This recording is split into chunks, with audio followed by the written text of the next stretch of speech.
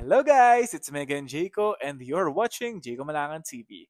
As you watch this video, alam niyo naman kung ano ang nasa thumbnail at kung ano ang nasa video na ito, magre-react po tayo sa station ID ng GMA 2024. Kaya naman tara, samahan niyo ako at alamin natin kung ano nga ba ang station ID nila ngayon, ano nga ba ang tema, sino-sino yung mga artista, at ayun, himay-himayin natin every detail. Kaya naman, for those of you who haven't subscribed yet, please subscribe J Kumanangan TV and click the notification bell for more updates. Kaya tara, wag na magpatumpik-tumpik pa at mag-nood na tayo at mag-react na tayo.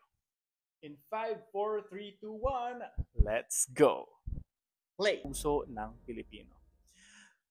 Wow! Doon muna tayo sa mga artista. So, ngayon, ipi-play natin ulit at pakinggan natin kung ano nga ba ang mismong sino kumakanta. Ano nga ba, 'di ba? Syempre kanina kasi tiningnan natin kung sino yung mga artista. And right now, let's go with the song. And how they interpreted it. Wow, English. I love it kasi talagang ano nandun lahat yung ano kasi parang full harmonic. Nandun lahat yung ano.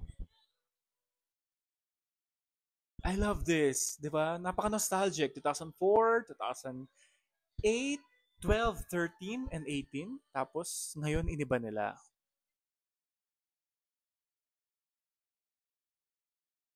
Okay. So Julian San Jose lahat yung kumanta. Si Miss Julian, Asia's Limitless Star.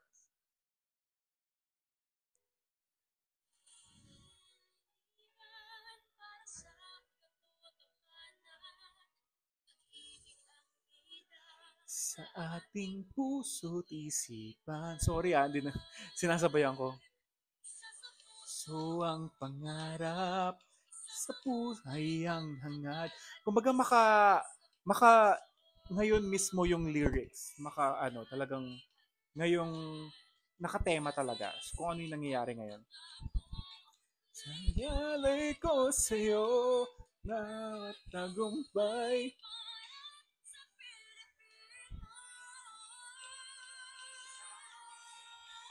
Wow. Money Note. Of course, Julian.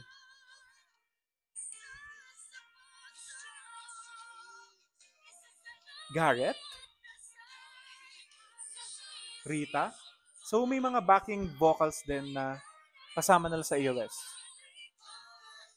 XOXO, parang ganon. Jessica?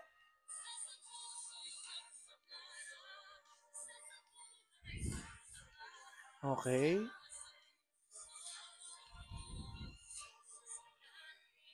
Dasal. I love the meaning Bawat tagumpay.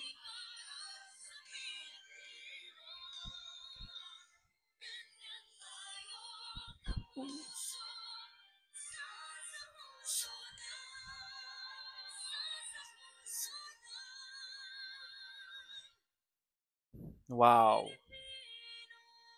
Napaka-angelic talaga ng boses ni Julian, no? Wow, talagang makikita mo na talagang siya ang pinalit kay Regine Velasquez na alam natin na siya ang boses ng GMA Station ID way, way back.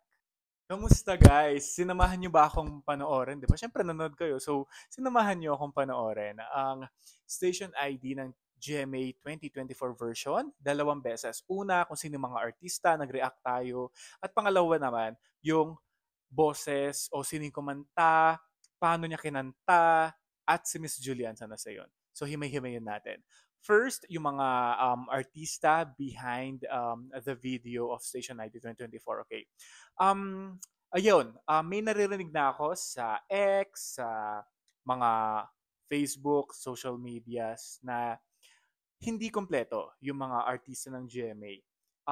Of course, wala si Ultimate Star General Mercado na talagang I'm a fan, pero wala po siya. Isa sa mga reyna. Carla Abellana, Prime Time Goddess, wala din siya doon. Eh, kakapirma lang naman din niya, di ba? Doon nasa AAA din siya. Pero aside from that, Gabi Concepcion, Ay Dalas Alas, Zian Lim, um, yun yung mga big stars na halos parang bakit wala sila, parang questionable.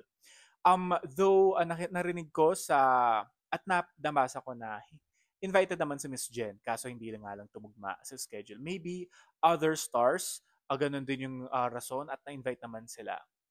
Um, of course, kung i-compare mo, word comparison, talagang mako-compare mo. Dun pa lang sa stars, dun pa lang sa 2018 version and 2024 version. Though ngayon, mas prime yung dating niya, mas gem. Kasi, di ba, napaka aesthetic eh. Black, beige, dark, pero nandun yung classic, 'di ba? Nandun yung elegance, 'di ba? Nandun yung yun yung nagustuhan ko naman sa 2024 version. While sa 2018 ang kulay eh, 'di ba? Makulay. Siguro iba-iba kasi yung ano nila eh, parang tagline. Ngayon kasi isa sa puso ng bawat Pilipino. So that's why they're doing like this para sa puso, 'di ba? Para sa Pilipino. They're doing it for the Pinoy, 'di ba? For the Pinoy. Um, yes, yun. At mas star-studded yung 2018 version. Nandun lahat sila. Nasa studio sila at nandun lahat. Yung mga prime actress, A-listers. Um, halos lahat sila. Veterans, nandun lahat sila. In such a way, ngayon naman kasi halos wala yung iba na bakit wala? Bakit wala? Yun yung tinatanong ng mga tao. Okay, sa transition naman, napakaganda. Sabi ko nga, napaka-elegant nung dating. Ang ganda at may puso yung pagkakagawa. Alam mo yun, kahit hindi sila kompleto, parang hindi mo ramdam in such a way na, kasi okay siya. Okay yung pagkakalapat. Hindi man nadali. Kasi napakaganda ng transition na parang, yung kay Bea ang ganda rin, yung kina Barbie. May solo-solo spot yung mga alam natin na A-listers ng GMA at yung mga serbisyo totoo na public affairs na talagang tinitingala natin, no, nandun din sila. What I don't like is hindi okay yung pagkakaparehas nung ibang, hindi maganda yung pagkakacategorize nung iba. Just like Christian Motis and Kate Valdez. It should be parang Mikey and Kate, parang ganon, di ba? Parang ganon lang.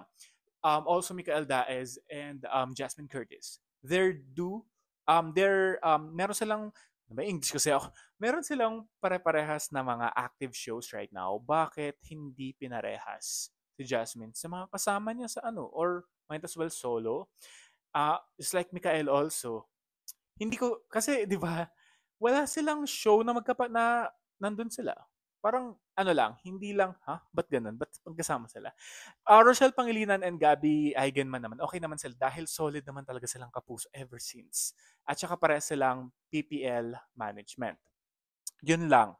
Aside from that, okay yung Sparkle 10, yung mga matinee idols, yung mga sina Kokoy, okay din yung pagkaka-categorize nila. It's just that yun lang.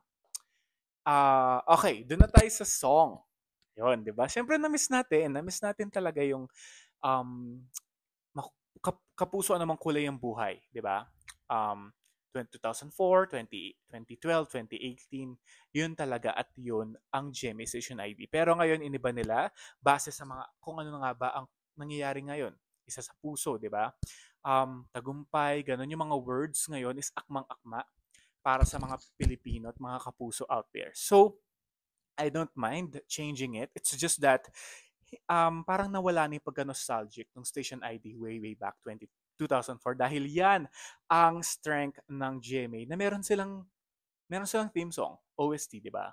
Parang kapuso, 'di ba? Kulay ang buhay. Tsaka Regine Velasquez, parang kapag ganun yung maririnig mo, si Regine na 'yon. So, in such a way, baka gusto nilang alisin na yon, alisin na yung trademark ni Regine sa GMA as the voice of GMA before. And ngayon na si Julian San Jose na ang boses ng GMA, parang new era na. Parang ganun siguro yung gustong ipahiwatig ng GMA sa atin, which is a good thing. Dahil marami na rin kasi nag-alisan sa GMA at nasa kabila na. So in order for us to, di ba, to have a restart, refresh, why not have a new song? And maganda din naman siya. Let's give it a chance, guys. Though ako, na-miss ko talaga, sana all-star na lang ulit.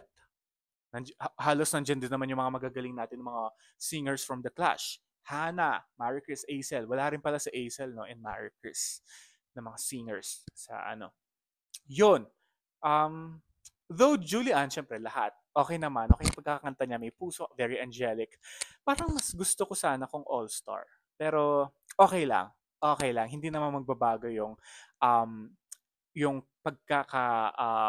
nood ko ng GMA Station ID this 2024. Hindi magbabago yon dahil all in all, napakaganda. They done it beautifully.